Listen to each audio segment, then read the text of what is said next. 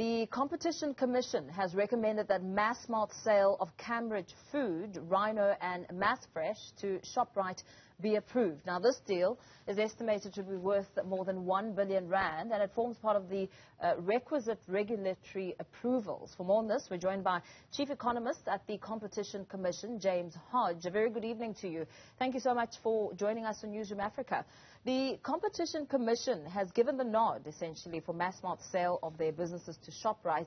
In terms of scale, perhaps give us a breakdown on exactly how significant this move is. So the business of Rhino and Cambridge and some of the wholesalers it supplied covers about 56 stores and 10 wholesalers and a meat packing and also a fruit and fresh produce supplier. So as you indicated, it's over R1 billion deal.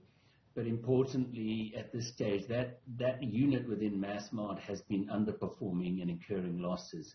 So this deal was essentially passed on public interest grounds in order to save 7,000 jobs.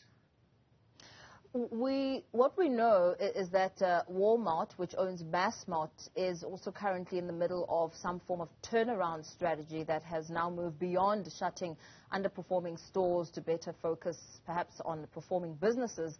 Is that also part of what prompted your recommendation? I mean, you also make mention of saving jobs. Well, definitely. So Massmart had made a decision, or Walmart on its board, to dispose of this business. And although there were alternative bidders during the process, not all of them were looking for the whole business. And so by the time it got to us, that business had also deteriorated even further. And so the alternative at the point of decision making was from Walmart would be to close it if the deal was not approved.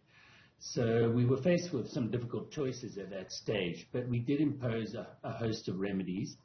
And importantly, the 10 most isolated sort of local markets where the biggest impact would be on competition, we have got remedies in place to ameliorate that.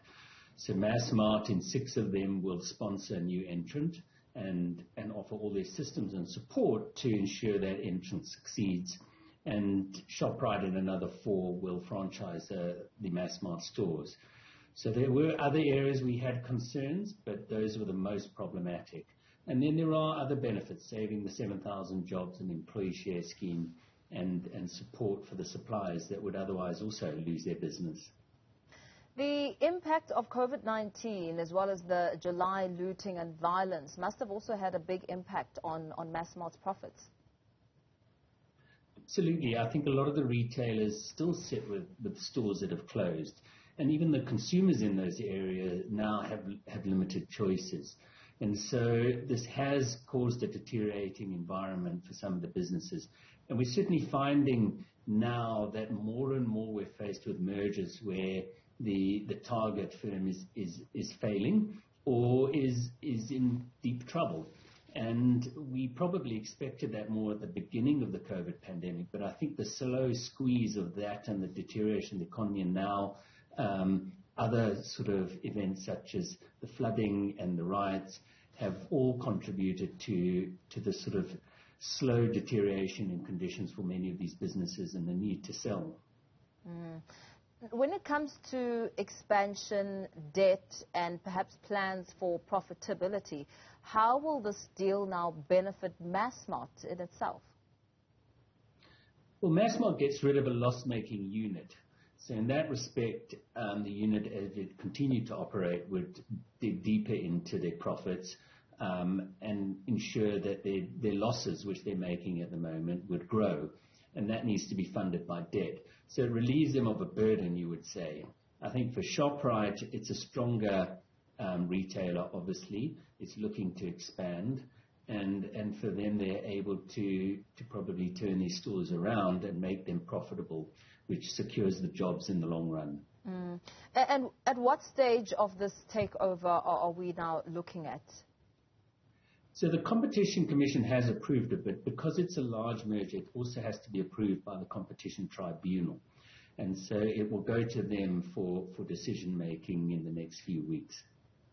Very well. And perhaps before we wrap up, what are some of the big takeoffs out of this deal when it comes to consumers? And also, I mean, you make mention of the number of jobs that will be saved. Will there be opportunity for even more jobs to be created? Well, I think to the extent that we're saving stores that would otherwise have closed down, and it may not have been all of them, or if there were other buys, maybe not all of those stores would have been purchased and others would have been forced to shut. There's certainly a gain in terms of jobs. I think from the consumer side, we've tried to address the worst hit local areas where there's greater concentration. So we would expect that in those areas that consumers would still benefit from intense price competition between these stores and the other national chains and independents, and that would ensure that consumers are not worse off, which is also an important consideration in this food inflationary environment. We do want to ensure that consumers are not made to suffer for a drop in competition in the areas in where they shop.